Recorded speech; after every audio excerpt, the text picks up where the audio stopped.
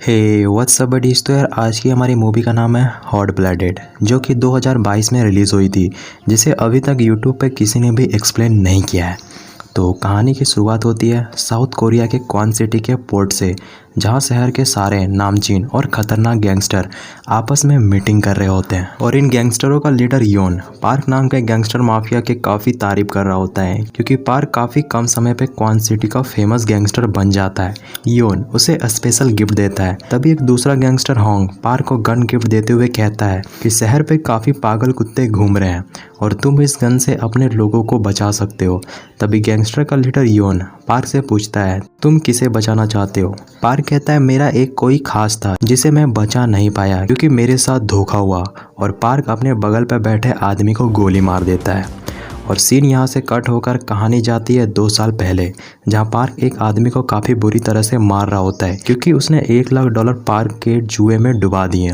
तभी वो आदमी पार्क से कहता है कि मैं योंग कांग को मारकर खुदकुशी कर लूँगा, जिससे आपका बहुत बड़ा दुश्मन मारा जाएगा। और वो रोने लगता है। पार्क जब अपने ऑफिस पहुंचता है तो उसे मालूम पड़ता है कि योंग कांग के लोगों ने उसके ऑफिस पे तोड़फोड़ किया है।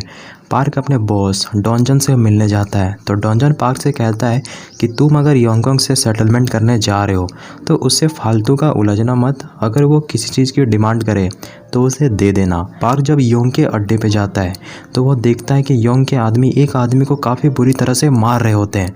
पार्क जैसे यांग के रूम पे घुसता है, यांग पार्क से कहता है, जिस आदमी को तुमने बाहर पिटते हुए देखा उसने मेरे $1 लाख के ड्रग्स पुलिस के हाथों पकड़वा दिया है। पार्क कहता है, हमारे धंधे पे तो ड्रग्स अलाउड नहीं है। योंग कहता है, बेटा अब वो दौर गया। आदमी को जल्दी अमीर बनने के लिए 2 नंबर का धंधा तो करना ही पड़ता है। तुम भी चाहो तो इस धंधे पे आ सकते हो। पार्क वहाँ से सीधा डोंगसन के पास जाकर ड्रग्स के धंधे के बारे पे बात करता है। डोंगसन कहता है, ड्रग्स कोरिया पे बैन है। अगर हम पकड़े गए हैं तो इसका खामियाजा हम सबको भुगतना पड़ेगा। अगले दिन पार्क अपने एक दोस्त से मिलने जाता है जो कि शराब का बिजनेस करता है। पार्क का दोस्त उसे कहता है कि क्यों ना हम दोनों मिलकर एडल्ट आर्किटेक्ट का बिजनेस शुरू कर दें, हम रातों रात करोड़पति बन सकते हैं। पार्क कहता है, अगर हम शहर पे कसिनो चलाते हैं तो क्वान सिटी के दूसरे जुए के अड्डे हमें चैन से काम करने थोड़ी देंगे। अब रात में पार्क जब अपने दोस्त चुलजे से मिलता है, जिसे वो 30 साल से जानता है, पार्क अपने दोस्त को कसिनो वाला आइडिया बताता है। तो चुलजी कहता है, क्या तुम अपने बॉस को धोखा देने के बारे में सोच रहे हो? वो तुम्हें छोड़ेगा नहीं। पार्क शराब के नशे में आकर अपने घर पे चला जाता है। सुबह पार्क की वाइफ आकर पार्क को बरामदे पे सोते हुए देखती है और कहती है, तुम्हें यह सब छोड़ देना चाहिए। पार्क कहता है, मैं एक आइलैंड पे कॉटेज बनाने के बारे पे सोच रहा हूँ, जहाँ एक आलीशान होटल होगा और हम वहाँ एक नई ज़िंदगी की शुरुआत करेंगे, लेकिन उसके लिए मुझे पैसे चाहिए। दूसरी तरफ हम पार्क के बेटे एमी को देखते हैं, जो कि जेल से बाहर आ गया है। पार्क एमी को समझाता है कि इस बार फिर से कोई उल्टी फुल्टी काम मत कर देना। एमी बताता है कि मैं इस बार यांगडू के साथ रियल डील की बिजनेस करने जा रहा हूँ, जहाँ हम वोट डिस्ट्रीब्यूट का काम करेंगे। पार्क कहता है, वो सब तो ठीक है, लेकिन वोलोंग के बदमाश से दूर रहना, वो अपने फ़ायदे के लिए किसी को भी मार सकते हैं।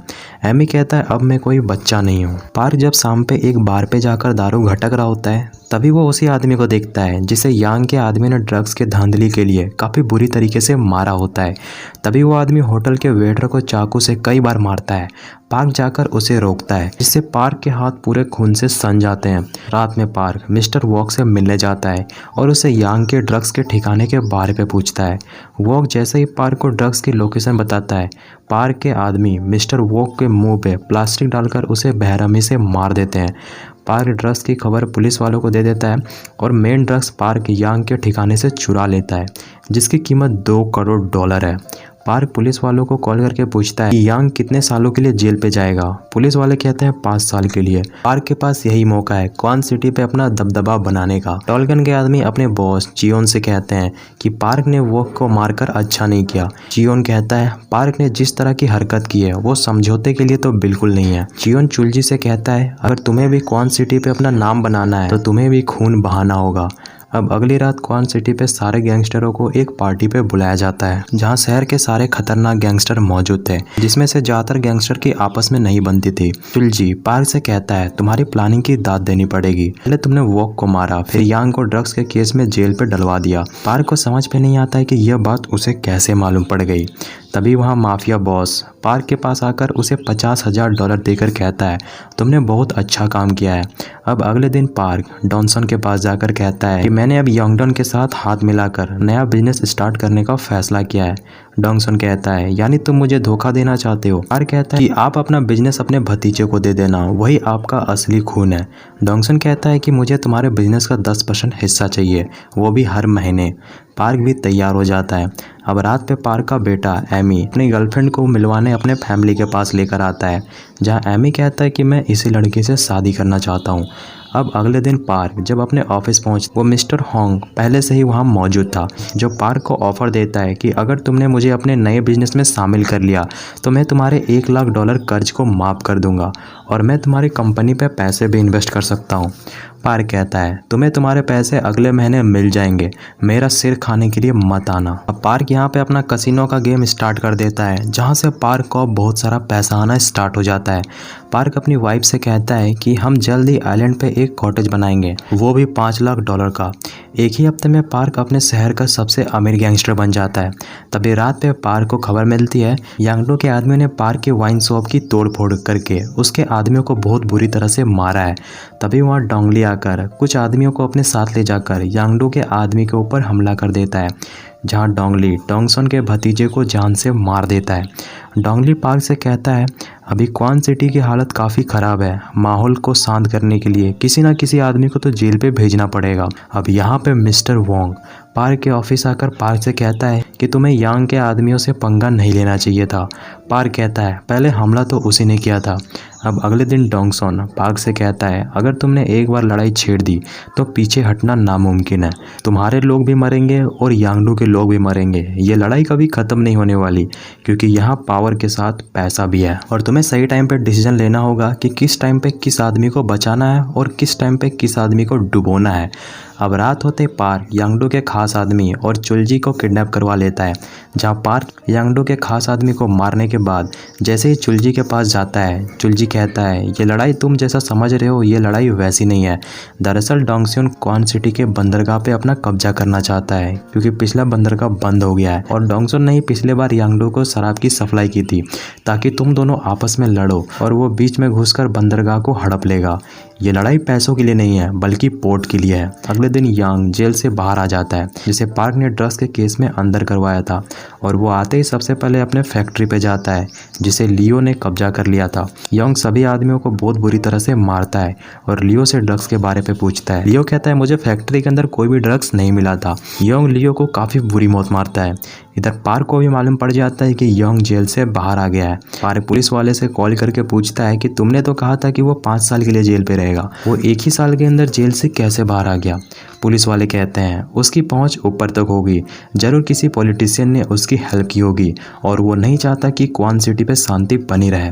अब अगले दिन पार्क अपने बेटे एमी से मिलने एक खुफिया जगह पे जाता है और वो उसे कहता है कि कल को अगर मुझे यांगडो के आदमियों ने मार दिया तो तुम मेरा बदला किसी से भी नहीं लोगे और तुम अपनी मॉम को यहाँ से कहीं दूर ले जाकर उसका ख्याल रखना।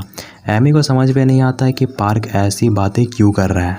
पार्क रात पे यांग से मिलने जाता है। यांग पार्क से कहता है कि जब तक इस लड़ाई पे हम नहीं घुस जाते इस लड़ाई का कोई भी अंत नहीं होगा। डॉन को वो पार्ट चाहिए और सोन वो पार्ट डॉन को देना नहीं चाहता है। अगर दोनों में से कोई एक आदमी मारा जाए तो फिर सब कुछ ठीक हो जाएगा।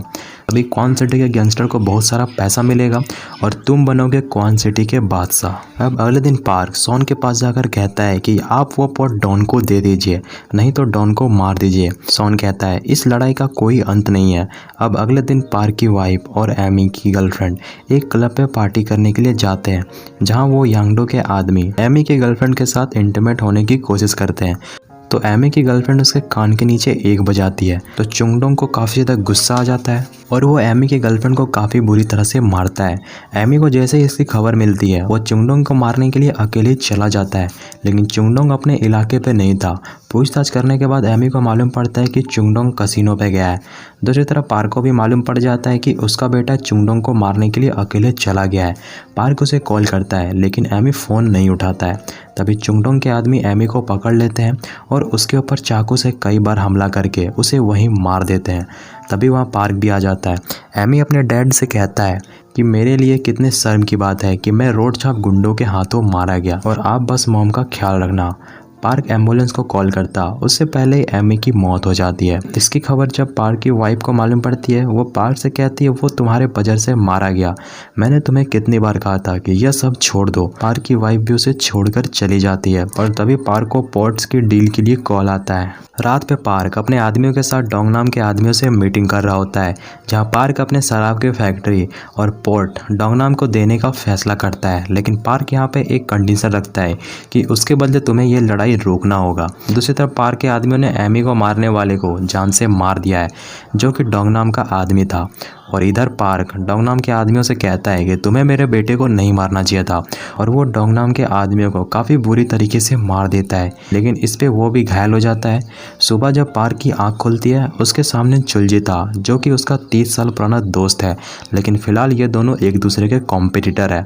पार्क कहता है मुझे मालूम है कि तुम ही लोगों ने मेरे बेटे को मरवाया है ताकि तुम मुझे कमज़ोर करके वो पोर्ट सॉन के नाम भरवा सको और फिर तुम क्वान सिटी के बादशाह बन सको।